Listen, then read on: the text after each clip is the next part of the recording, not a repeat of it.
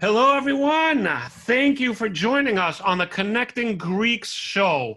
We have a very special guest tonight, but before we introduce this guest, let me introduce the man, the legend, Angelo Tsarouchas. How are you, Angelo? Hi, Adi. Hi, Forti. Good to see you guys. Hope you've had a good week. Welcome to Connecting Greeks. I'm Angelo here in Los Angeles. Yes, there's fires. Yes, there's rioting and looting and everything going on, but we're good. We've been managing fine. The weather's been good. It's 95 today, so it cooled down. Oh, my goodness. So you guys know, and I'm very happy today to bring a guest to our show, Connecting Greeks. As you know, we like to connect Greeks from everywhere and anywhere of all kinds of disciplines, from all kinds of backgrounds. The thing we have in common is that we're Greek. A very, very talented person. He's a star on TikTok. He's a writer. He's written for major shows on different networks like Nickelodeon and NBC. He does stand-up, which is very funny. I've been checking out his stand-up. And I love his name because his name's more complicated than mine. Konstantinos Ioannis Constantellis. But we know him as Gus Constantellis. That's right. Hi, Gus. Welcome to the show. Hey, thanks so much for having me. Thanks for being with us. Thanks for being with us. Now, Gus, are you currently in New York? Yeah, I'm in Brooklyn. I'm in Park Slope. Okay. I love it. Yeah, I grew up here, born and raised. You were born and raised in Brooklyn? Yeah. Wow. I don't think I've ever met anybody actually from Brooklyn, but everybody lives in Brooklyn. Well, right. Yeah. I mean, there's a lot of us. I mean, I grew up in Bay Ridge, which is like, it's like Astoria, but like the second Greek neighborhood in New York. It's great. It's so nice.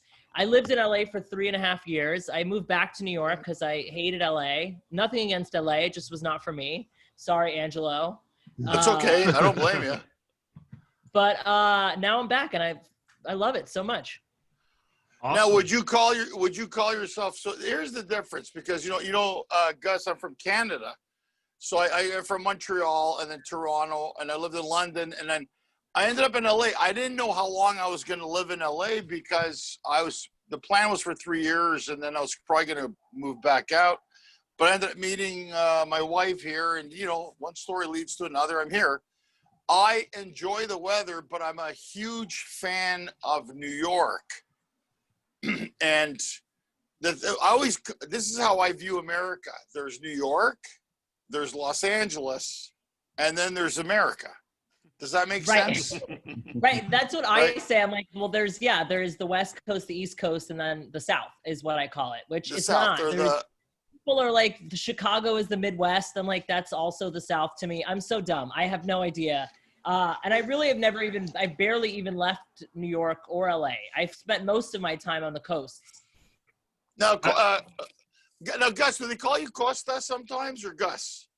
Usually? Yeah, you can call me Costa. That's what my family. You don't mind that? Because I know it, because it's funny I think with Greeks, because we know, like, my name is Evangelos, but they call me Ange, they call me Vago, Adi, Forti.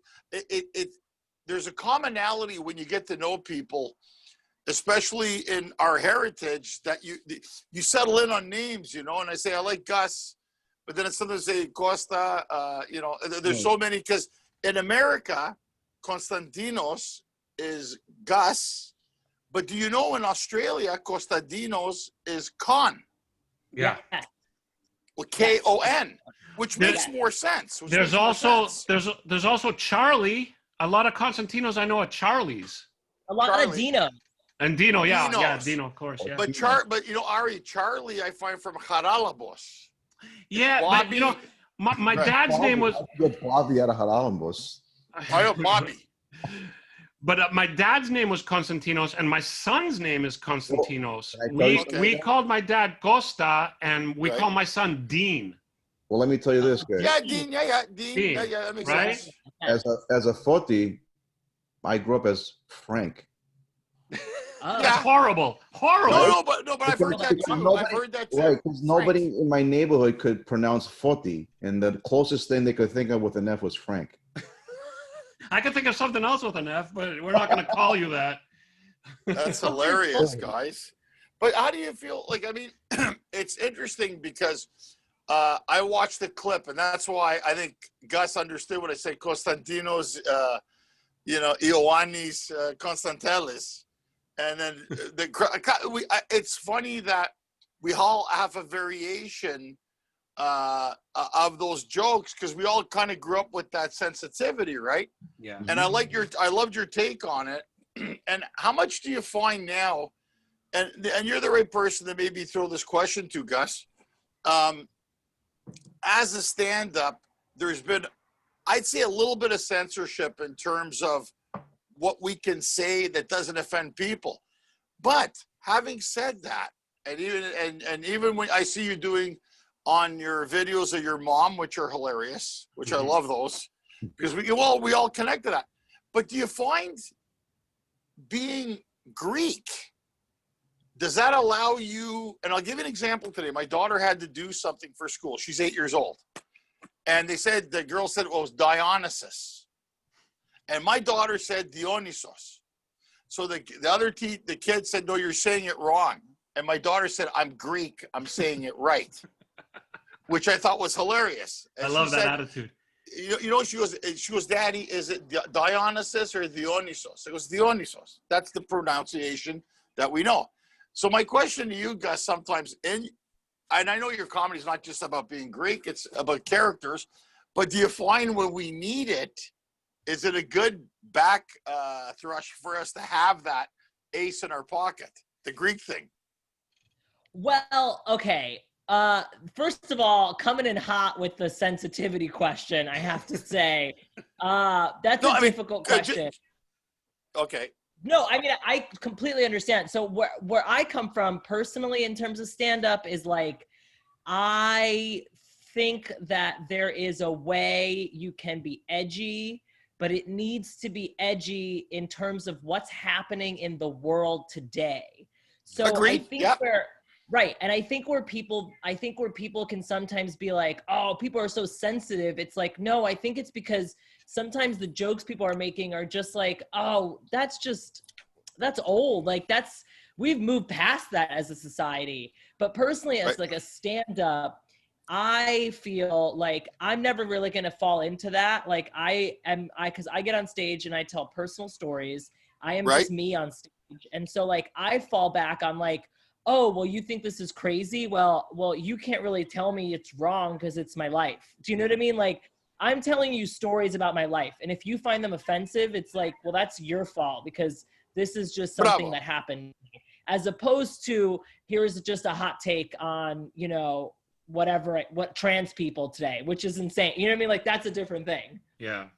Good point. And so coming from that place, like as stand-up comedians, like coming from that place of like a personal basis is always going to help us, like, one, just be relatable past the point of just like whatever we're doing on stage, and then like also not fall into the trap of like, oh, that's offensive.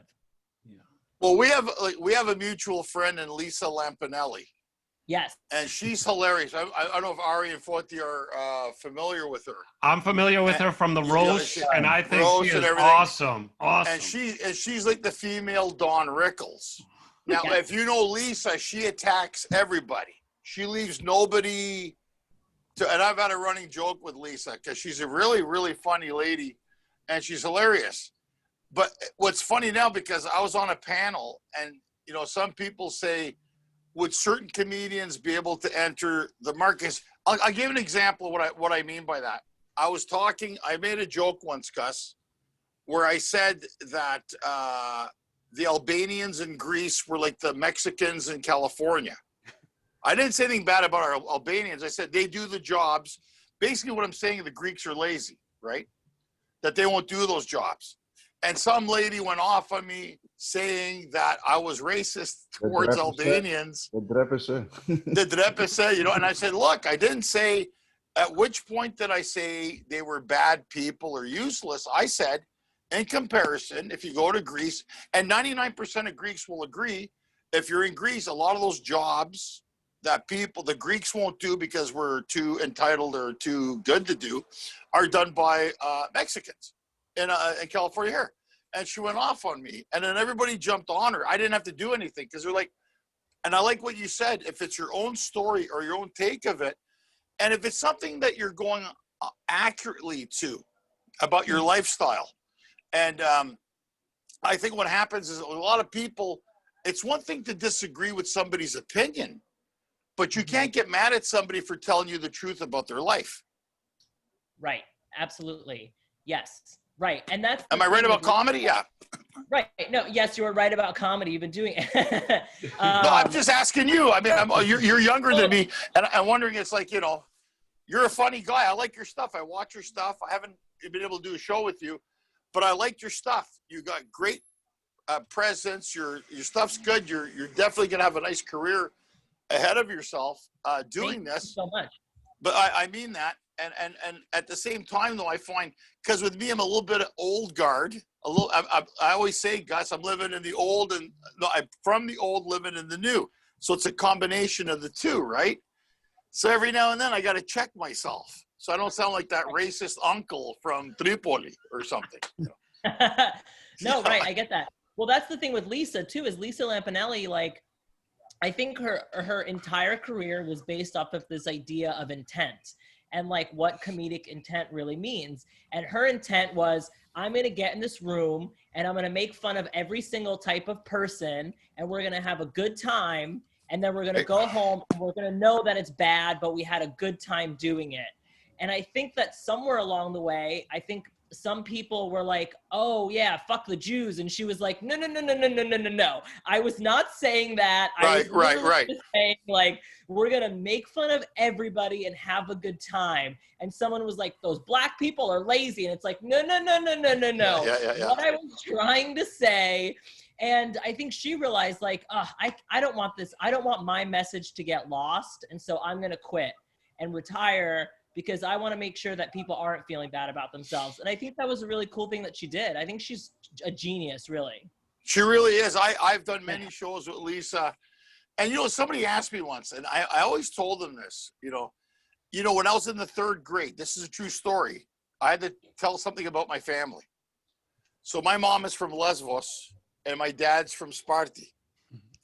So they said, say something about your mom and dad. And I said, well, my dad's from Sparta, Greece, which is famous for wine, olives, and Leonidas, 300 Spartans. And then I said, well, but your mom. My mom's from Mytilene, Greece, which is famous for ouzo, olives, and lesbians. Because my mom's, the term for actual people from Lesbo is lesbians. So they sent me to the principal's office. I'll never forget this, Gus. And they said, you said your mother's from an island of lesbians? Well, that's what she told me with Saint-Foy. So they called my mother. They called her, and they said, Evangelos says you're from an island of lesbians. My mother said, yes, I am. Now send him back to class. Mom had my back. Now, when some people, and this happened to me, they said, you're making this fictitious place up, Lesbos. And if you look at the history, that's what I'm saying. So I said, no, the history of Saint-Foy, there's a Queen labor camp. That is the origin, and thus the name. It's even spelled Lesbos with the Greek V.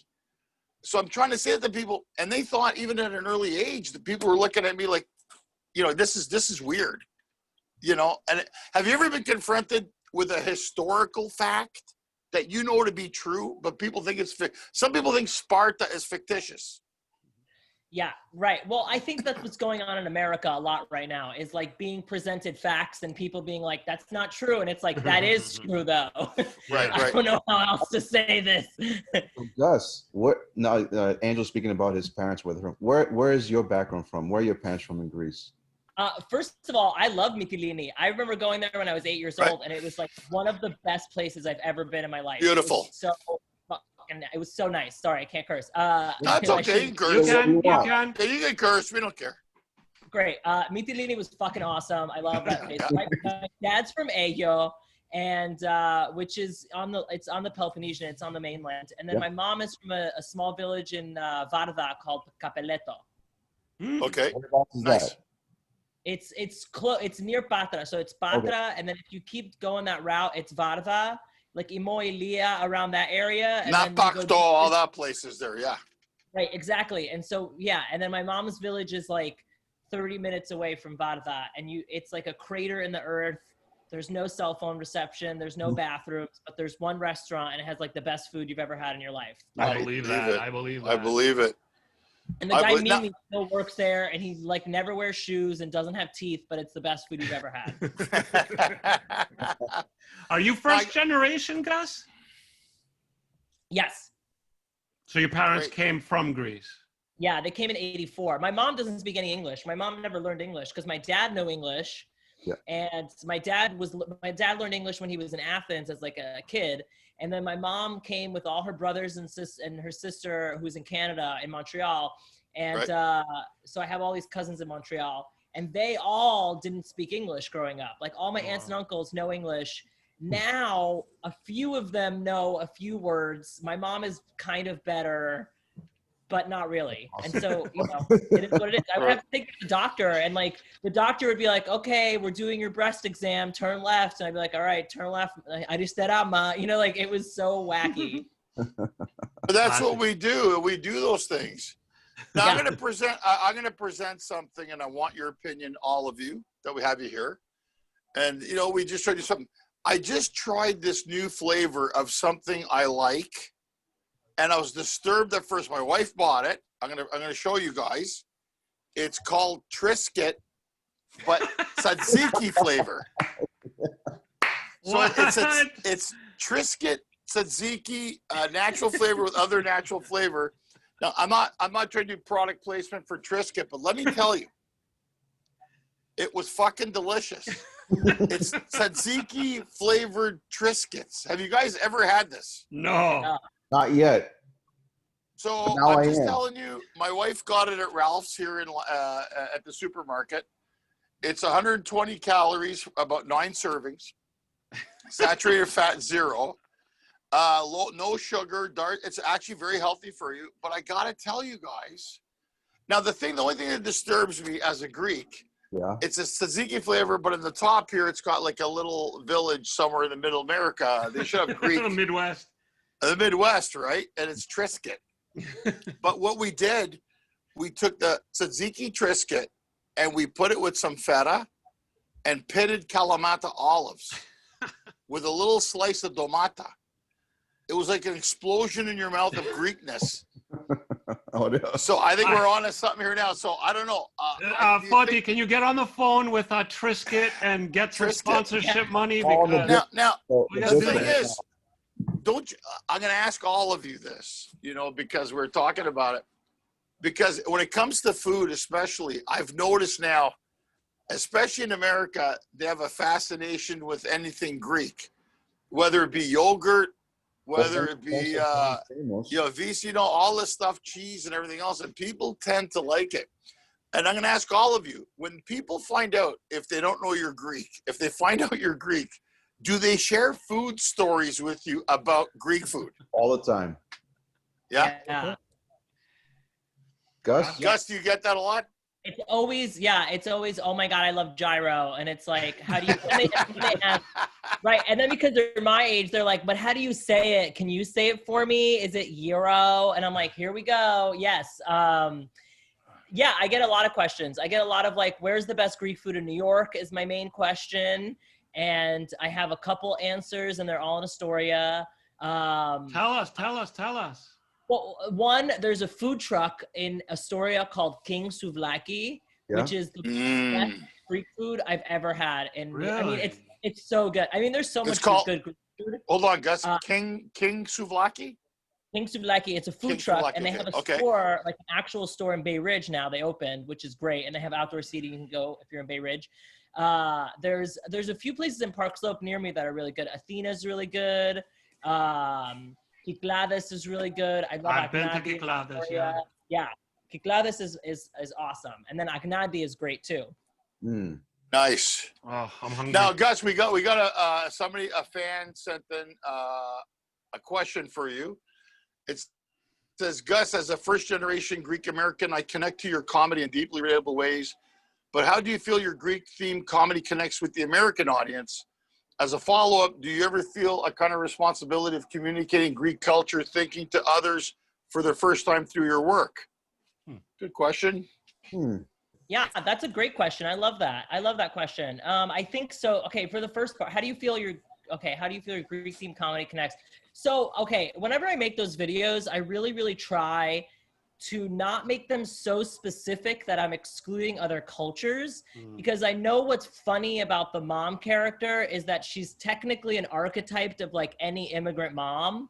Yeah. And so if I can lean into the immigrant experience in that way, that's what I try to do. So anytime I get specific, you can see that I either like subtitle it or I try to explain it within the joke so that people who may not be Greek will understand what I'm saying. Because and my favorite comments I get on all those videos are like, oh my God, my mom is Arabic and she's exactly the same. My mom is Persian, she's exactly the same. Oh my God, our Korean mom's exactly the same. It's like, those are my favorite comments because it's literally just like, oh my God, people get it. They're seeing that it's like, wow, we're all just like the same culture and like one, and we have differences, but we have a lot of similarities, and that's what's beautiful about it. And that's what's funny at the end of the day. And then in terms of like a responsibility of communicating Greek culture, like yes and no. I think it's important that like a lot of people that may not be Greek are learning about Greek culture through the things I do. But I think that like the responsibility is more like, oh, I just want to make sure that they acknowledge that it's funny. And that's what they're like, oh, I get it. It's just like my mom or my family or whatever like that. Nice. That's very, very well said. I find it's interesting because as a comic, you're always going to bring it up. If you listen to Yanni Pappas or even other comedians like Ellen Karas or Basil or yourself, myself, whatever, I think it's like Jewish comics or Italian comics. And I like the idea of communicating it. You don't want to make it the focal point either. Right? It's because you made a good point. We got to work for all audiences. And I think that it's so important that, is that they know the number one thing about comedy is that they get to know you as a person and who you are.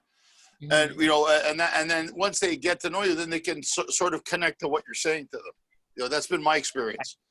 Right. And sometimes Lisa and I talk about this a lot. We talk about like giving laughs versus getting laughs. It's like on stage, a lot of comics go in with this selfish attitude of like, I want to get all the laughs from the audience. And it's like, not about that. You go to a comedy show because you're giving laughs to that audience and you're making sure they have a good time. And so that's the responsibility I have as a comic. Not like, oh, I need to teach people about the gay experience in 1992. It's like, no, I just want to make some people laugh and feel joy. And if they learn something, then great. That's amazing. Now, funny you bring that up, Gus. Do you find that there's other young people in your age range or from Greek background that admire the fact that you come out in your act and talk about being a gay Greek American person? Is that something you find that has helped people? Honestly, I get a lot of messages about it, and it breaks my little heart. It's so nice. Like, I get a lot of messages from people that are like, my son is gay and he really has found a lot of comfort in like seeing you being like out and proud on your Instagram. And I got a message the other day that was like, my little brother is gay. He just told me he's scared to tell my parents. I don't know what to tell him to make him feel better. And I just sent her this long message back. And I was like, I don't know what to say, but like, this was my experience. And hopefully like he can learn from it too. I mean, yeah, it really, you do get a lot of it. Cause the Greek American community, there can be a lot of homophobia. I'm not saying it's true for all Greek and all Greek Americans, but it really does exist. And it really can be not an issue, but it's something that's prevalent. I think that a lot of people won't follow me on Instagram because I'm a gay guy in a wig, but I think that they're missing out. I really exactly. do. I think that they are wrong, but I get comments I get a message once a week from someone that's like, don't do political stuff or don't do this, and it's like, just saying I'm gay is not political. I hate to break it to you. Like, Exactly. I don't know what to say. So I think that like those messages are just the most heartwarming to me. I really do say that.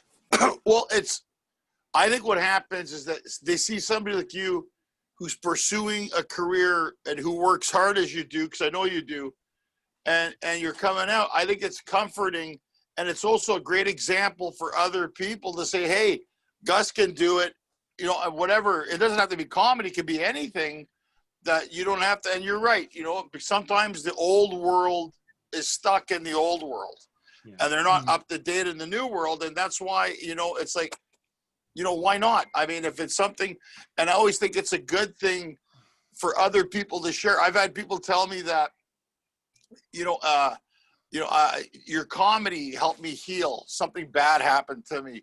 Or I always wanted to be a singer or an artist. And, you know, even growing up, I mean, nobody in our families were in the entertainment business. You know, we were either running diners or go to school, and, you know, it was so set. So I think it's nice now, even with this forum that we have, Connecting Greeks, that we're able to bring people of your talent on and share those stories for other people to hear them, you know, and then that's the whole idea. Well, you know, if let me say something from a non-performer, non-like public person, it's very, very brave of both of you to do what you do, and Gus, especially with everything that you just explained to us. I do this show with you guys, and like I have so many things in my head and in my background that I'm like, oh my God, I would never talk about this. I would never do that. I would never. And then like when you think about it, and I was thinking about it now because you're both talking about it, and I'm like, it is freaking brave to get out there and put yourself out there and give of your life out in the open, because people can be great, but people can be complete assholes. And it's like, it's a very brave thing for you guys to share of yourselves. And I have a lot of respect for that. And I think it's great. And I applaud you both. And Gus, I absolutely applaud you, because like, I know of a lot of like these old school Greeks that it would just be a nightmare. I don't even want to think about it, like how difficult it would be. And it's a very, very brave thing. And I applaud you both. Well, thank you. Yeah, I mean, it's. I mean, you gotta live your truth at the end of the day. You really do. And right. I mean, my mom was like, when I put my mom in a video, she was like, I don't want to do this. I don't want to do this. And then she saw all the comments, and she was like, I love this. This is great. This is amazing. She was like, this is the greatest thing. Where's my check? Where's my money? Is what she said. That's great. That's the best way to get Greeks on board. Now I'm famous, she said. So Gus, tell us some of the writing gigs that if you can share some with us. I know you last time we talked, you said you were working on stuff. What is some of the stuff that we may have seen you writing projects on for people listening today that they may have watched in any form? Sure. So I wrote for a show called The Lion Guard on Disney Junior. Which my daughter watches that. Yeah. Yeah, I was a writer on I was worked on it from the first season, but I was the assistant. I was a writer on the third season. And then I wrote for a show called Rainbow Rangers on Nick Jr. and Abby Hatcher, which is also on Nick Jr. And now I'm working on a Netflix show that I can't talk about. And then freelancing on a Rugrats episode. Nice. Can I ask, like, how did you get into that? Like, did you go to school for that? Did you just you knew somebody? Did you like apply randomly? Like, how do you get into writing for a major network? So I took a very traditional route. I was living in New York. I went to NYU. I went to film TV school. The last day of class, my teacher was like, I have this old student of mine. He's looking for an assistant, or is anyone interested? It's in LA. And I was like, well, I've been in New York my whole life. I might want a new adventure. I applied, I interviewed, I got the job. I was this guy's assistant. He was the showrunner for Lion Guard, the executive producer. I was his assistant for a year and a half. And then I was the writer's assistant. And then I was a staff writer. It was so traditional. It was like the most traditional route you can take in the industry. Nice. And then eventually I started meeting other people that were writers and the writers on that show. And then they were, you know, producing their own shows, and then they wanted to bring me on. Oh, that's awesome. Yeah. But That's always good. Yeah, it shows you have a talent because people in the industry are seeing your stuff and bringing you on board. So that's pretty cool. But you know, Gus made a good point. He said in the whole class, he said, who's interested in this? And he sees the opportunity. The big mistake people do if they come to LA or New York is that they sometimes come here looking for the break.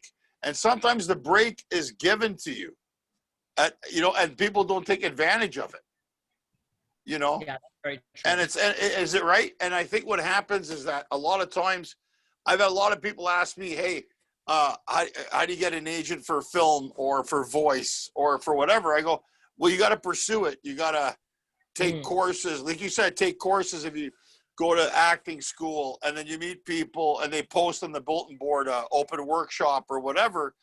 You really got to be all in. And I think the big problem, people are enamored by entertainment, but they don't realize, right, Gus, the work that's actually put into writing on a show. Right. I mean, that's why I mentioned that I took a traditional route, because I meet a lot of people that are like, well, how did it happen? And they expect me to just say like, oh yeah, well, I just woke up one morning and I submitted a script on a Gmail and he loved me and he hired me. And it's like, that is not what's going to happen. And I tell people all the time that ask me questions, I'm like, okay, well, if you want to be a writer, what do you have? What scripts have you written? And if they don't have like, 3 or 4 scripts that they have that are their own original ideas, I'm kind of like, well, you need to get 4 pilots written that you really like so you can go out and pursue agents and managers and things like that. So true. Yeah. That's so true. So I'm going to ask you this, what you liked and didn't like. What do you like and don't like about living in New York and Los Angeles? Because you've been bi-coastal here. You've done both cities. What did you like about LA and what did you hate? So there's a lot of things I like about LA. I don't want to be like the LA hater. I just want to point that out. I've never even been to Chicago, so I'm leaving Chicago all the way out of this. Or Boston. I haven't even been to Boston yet. I don't know. It's just something that never happened. But okay, so LA. The thing I love about LA is the food. Best food. It has the really good, I mean, not as good as New York, but really, really good food. There's like a few restaurants that I really, really miss and I wish I could still go to. I mean, I do miss the weather, I guess. After a while, though, it really gets to you. It's like, oh, this again, here we go. And like sense. LA overall is like not a city. It's a networking event. And so it's like so hard to develop like good friendships with people, because there's always like that, like, oh yeah, you work for Disney in the back of their head, and it's like, leave me alone. I just want to be your friend. I just want to go on hikes with people. They love to talk about. They always say we don't want to talk about, well, you're Disney. It's all about the industry here. I can't tell you how many times I was at parties in LA and people would ask me what I did before they asked me what my name was. Yeah, but in New York, isn't New York like, where do you live or what do you pay for rent? Like the automatic. Yeah, the New York, right. Right? It's totally. Yeah. But I don't mind that. Like, I don't care. I love that. You know what I love about New York? I love that I can walk downstairs and I can go get a bagel. There's 3 coffee shops, my bank, Starbucks, a pizza place, and groceries all in the same block. Like that is and I don't have to even have a car. It's amazing. It's the best life. I don't know why anyone would choose anything else, to be honest. Yeah, that's true. So one of the viewers asked, have you ever been to a DC? I have not been to DC yet. All right, listen, you got to get to Boston, you got to get to Chicago, and you got to get to New York. DC. Angela will pick you up on the way over here. Yeah. Why not? Boston's a good food town. Yeah. I like that. Boston reminded me a lot of living up in Montreal or Ottawa. You got all the seasons like New York. But we're obnoxious sports fans. That's the only problem. Yeah, I mean that's the only problem. You guys, you're really obnoxious winners and you're really sore losers. And they're all happy because the Raptors lost to the Celtics in 7 games. No, we're happy Which that Tom Brady lost last week. That's what we're happy about. The Celtics won, so that was good. But I always find it interesting because let me ask you this, Gus. What's inspiring you now let's talk about the COVID, because this has been, a lot of people haven't worked. And are you getting any inspiration from the COVID and being home more often? Is it giving you any new ideas for stuff? Because for some people, it's been zero. And for a lot of other people, it's been, I've seen different things. Yeah, some people are like rearranging their lives. I'm really into it. Some people are like, I lost 100 pounds. I have a beard now. I love seeing that. I personally was like, okay, well, I can't do, because, my day was, I worked from home. I was writing for Nick Jr. during the day. So it was like, I would wake up, I would go to the gym, I would write for this kid's show all day long. And then around 4:30, I would leave my house. I would go do shows. I would go do open mics. I was doing 2-3 spots a night in New York. So I was literally just leaving my apartment and just running around New York City all day long doing stand-up. And then I would get home at 1 a.m. and then I would wake up in the morning and I would do it all over again. And then I'm sorry, does your brain ever get screwed up writing for a kid's show all day and then doing stand-up? Like, do you ever start like kid talk during your stand-up or anything like that? No, not at all. No, maybe a couple times I'll just be like, Rainbow Rangers saved the day right before I get off stage. Yeah. It's funny. But no, I mean, that was my day, and then COVID hit, and I was like, well, that half my day is gone now, so I don't know what to do. And so I was like, I'm gonna pivot. I'm gonna make some content, and I'm gonna really make it good. And that's what I decided, and that's what I'm putting my energy into now. And I've been seeing a lot of really good stuff come out of it, and it's been great. Awesome. That's good. Yeah, because I think I just talking to some of my friends, everybody thinks that when a bunch of comedians get together, it's ha-ha funny. It's not necessarily like that. Oh my God, it's so depressing. It's depressing because a lot of my friends are like, hey, Ange, how are you coping in LA? Oh, good. I'm with the family and I'm not working. We have our good days and our bad days. And I think you just got to move with it. And some days I'll think of a joke or something. Somebody said something or, I'll write it down. And I've been working on different things, but I think the key is, I think most people in the entertainment business, they're not worried about fame or fortune. They're worried about not working. That's a bit, if you really talk to the people who are successful, they're like, I just don't want to be out of work. Right. So, I'm good friends with Billy Gardell. When he was on Mike and Molly, he had 6 seasons where it went great. And literally the week it was off, he was worried that he wasn't going to work again. Because in our kind of business, you could be going for 3-4 years, and then 6 months or a year, you don't get work. It just happens. And then, like you said, something happens and someone calls you. So I think like all of us are going through, I'm not just saying entertainment people, I'm saying everybody in general is maybe kind of feeling like that. So I'm trying to keep a routine. I'm going to ask you now, and all of you, are you trying to keep a routine? I can't go to bed before 4 or 5 o'clock in the morning. Doesn't matter what I do. Are you having insomnia, any of you, or how's it going? No? Me, routine continues.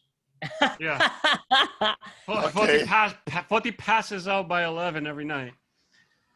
But before you answer that, I just want to also address that, like, it's again another brave facet of what you guys do that is a little scary to non like public people. It's like you guys are in an industry that's very, I don't know because I'm not in it, but from what I know of the industry, that's a tough industry, man, because one day you could be on top and one day you could be nothing, and one day you could have work and the next day you could have no work. And like, it's one of those things where you have to be very like, and correct me if I'm wrong, you have to be very confident in yourself. You have to be very brave because you don't know what's going to happen. That industry is very tough. I read all the, the celebrity mags and the gossip rags and blah, blah, blah. So I'm not, I don't know, but I know what I read. And it's like, that's a tough business to be in. And it's pretty cool when you guys are in it, especially if you make it, because it's like you deserve it, because anybody in that industry really deserves it, because you put in the time, you pay your dues, and if you make it, God bless you. Wow, that was powerful. Yeah, It's very powerful, I mean, Ari. that's I think it's very kind of like. Yeah. So let me ask you guys: Oh, sweet. has anybody been able to travel? And I'm going to tell you, I've been fortunate to travel around the whole world, literally. And anywhere they speak English, I've done comedy. And you know what's interesting right now? The only place I want to go through the whole COVID crisis is Greece. And I know it sounds very, a very standish situation, but I really just want to go to Greece for the summer. What is it? What is it about Greeks? And I've had this conversation with people all around the world, and I always say this: everybody should go to Greece once in their life. But I really miss it this year. I was supposed to be there in August, and I couldn't go this year because they just won't let us go anywhere.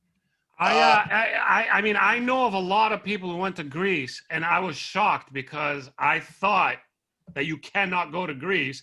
And then I'm on my Instagram and my Facebook, and people are posting pictures from Greece. And I'm like, how did that happen? But apparently, if you get like this rigorous testing routine, or you have like a specific reason to be there, it could happen, right? No, as long as you have Greek citizenship, which a lot of oh, maybe that's it. Who scramble Greek citizenship expedited quickly. Okay. Yeah, because I think a lot of these people they might be. Yeah. I had to cancel my plans with the family, so we had plans to go to Greece for the whole summer. So unfortunately, we couldn't go, so we had to cancel all the flights. That's because it sucks. Doesn't it suck? I mean, it's like, because I tell people all the time, before Gus, I was a comic. I was a travel agent. I had an agency business. It looked like one. And we went like that, of course, and then the whole thing. But how do you feel about Dallas in my big fat Greek wedding. Yeah. I have not traveled. I haven't been anywhere. I've really just stayed in New York. But right now, I went on Airbnb.com yesterday and just looked up nearby. I didn't even put in a location. I just said somewhere the fuck out of my apartment is what I said to Airbnb. Is what I need to do. I'm really considering just like booking a cabin for a week and just staying there by myself, or just to get out just to leave a little bit. Well, Gus, like I've been stuck in DC for most of this quarantine, most of this COVID period, and just last week, for the first time, I went to Cape Cod, in Massachusetts. Just getting out of the same thing is so, like, it helps your brain. Like, whatever you could do it. Change your scenery a little bit, even if it's for a day or two. I highly suggest that it'll help you. Gus, how pre-COVID, how often would you visit Greece? I would go every 2 years regularly, and then I took a long 6-year break because I was in LA, and then I went last summer with my parents, and it was great, and it was very last minute, and I wasn't gonna go, and I was like, I'm gonna do this. I'm gonna go for 2 weeks. I'm gonna spend a nice vacation with my parents because they're getting old, and as they say every day, I'm going to die anytime. Anytime I'm going to die, Gus. And I'm like, 62 years old. You're not gonna die. Relax, Dad. But that's what they do. They're like, I'm like, what? What's going to happen? And so I was like, fine, I'll go to Greece with you. So I went to Greece. We had a great time. We only fought like once. It was great. That's impressive. It was impressive. We fought because we were taking a bus to my dad's town, and I really needed to pee. And my mom was like, "Katuriese pa, lipada katuriese. Oh, porque na pa me pepe na katurisis." I'm like, "We've been in a bus for 3 hours. Yeah, I need to pee." What is it about Greeks and death? They love death. They'll use it. Like my mom would say, she leave me a message. Para me piso. Ama the necho pethani. Click. Yeah. And I'm what is that? Call me back if I'm not dead. You know why? Because that's the guiltiest they can make you feel. And a Greek parent goes for the guilt 100%. How about this guy, Gus and Angelo? Θα με θυμάσαι όταν πεθάνω. Remember me when I'm dead. Θα θυμάσαι αυτές τις κολοκυθοκευτέδες όταν πεθάνω. Like, what? It really gets, like, it goes hard. And anytime you will remember it. anytime you leave the house, it's like, oh, if άμα κάνεις κοκαίνη, θα πεθάνεις. Like, it's not just like, and then, it's not just like you're going to do a bad thing and like end up in jail or get in trouble. It's like, no, you're going to smoke weed one time and you're going to be dead. Yeah. Well, you know, I'll tell you guys what happened just before we got on. My mom called from Montreal, so I put my daughter on. My daughter's 8. And she went up to her and she goes, yeah, Sakapao, I missed you. When am I going to see you? And my mom starts crying. And my wife goes, you let her cry? I go, this is payback. And all you got to do is get the guy. And now I just get my daughter on the phone. Yeah, I miss you. And they get, because they used to beat the crap out of us. Right. But now we have the grandkids are just like the sacred. And my wife goes, what do you're laughing? I go, it's payback time. Because all the times, you know, like, θα πεθάνω, θα βρεις μία και θα τρως στο McDonald's κάθε μέρα. You know, shit like that, right? And but this is what makes us funny, I think. These are the things. Yeah, definitely. I can't even say kolokiftedis. Kolokiftedis, right? Kolokiftedis. Yeah. I really do think the thing that drives me crazy about my mom right now is watching her with my niece and nephew and her grandchildren. Oh my God. It's like, I see her taking care of my niece and nephew and I'm like, this is why I'm like this. She ruined us. Yeah. Because, like, you know, when you were 3 and 2 years old, you don't have the memory to remember what she was saying to you. Right. She's literally telling a 3-year-old, "Άμα δεν φας αυτές τις πατάτες, θα σε σκοτώσω." I'm like, what is this? Like, he is 2 years old. Θα σου βγάλω τα μάτια, θα σου φάω το σκότι. They're like Μου serial έχει βγάλει killers. Παναγία σήμερα, τι μου κάνεις? I'm like, what? He's 3. He doesn't even speak English. Leave him alone. But he knows all the threats in the world. I swear to God, he's not verbal yet, because he's learning like Greek, Spanish, and English at the same time through my mom and my sister-in-law. So he's barely verbal, but the first thing that's going to come out of his mouth is either kolokithokeftedes in full, or it's going to just be like, oh, θες να με σκοτώσεις σήμερα, like in a full like, that's what he's gonna say. It's wild. That's awesome. Oh man, I'm sure all of our families have these experiences with our moms who just really put it out there. Well, you know, he's saying it. Gus is saying it. We're all laughing because we've all heard it. All the time. You know, it's the same thing. It's kind of psychotic. Or my favorite when I was a kid was my mom would make all this food and I'd be like, I'm not that hungry, I can't eat all of this. Like, θα τα φας και θα πεις και ένα τραγούδι. I'm like, I'm gonna. What? That's my favorite. Why would I do that? Oh man. Θα τα φας και θα πεις και ένα τραγούδι. How about this, Gus? We're talking about food, and we always like to ask certain questions to our guests towards the end of our segment, and the boys can chime in. Can you tell us favorite and least Greek food that you can tell us about? Favorite and least favorite. I just say I hate fakes. I like them. It's not stand lentil soup. It's the most disgusting thing in the world. And my mom would force feed it to me. She would make me French fries. She'd be like, θα σου φτιάξω πατάτες τηγανιτές, αλλά only if you eat the fakes. I'm like, okay, I'll eat the fakes. That was literally most of my meals growing up is French fries with a side of lentil soup. It's disgusting. It's good. Lentil soup. So to this day, you still don't eat it. I still don't eat it. And now it's become really popular amongst, like, you know, white people. And they love it's healthy. What about favorite Greek food? My favorite Greek food? Oh my God. If you had to honestly choose one dish. It's probably kolokithokeftedes. I hate to keep bringing it up. I really fucking love them. Or those are good. Know what? I will say I love biftekia. I love like a bifteki, a nice like a good bifteki on like a like at a taverna on the beach in Greece. It's like my favorite thing in the world. Nice, nice. Love it. Love it. So one of the audience, to go back to what we were talking about, I just want to make the comment. So she wrote, when I was little, my yaya regularly called me panukla. When I grew up and discovered Google Translate, I realized my sweet, pious, God-fearing yaya was calling me a plague. Wow. You know, I didn't know the word for plague, but panukla kind of sounds like a nice word. Plague. That's hilarious. Wow. That's hilarious.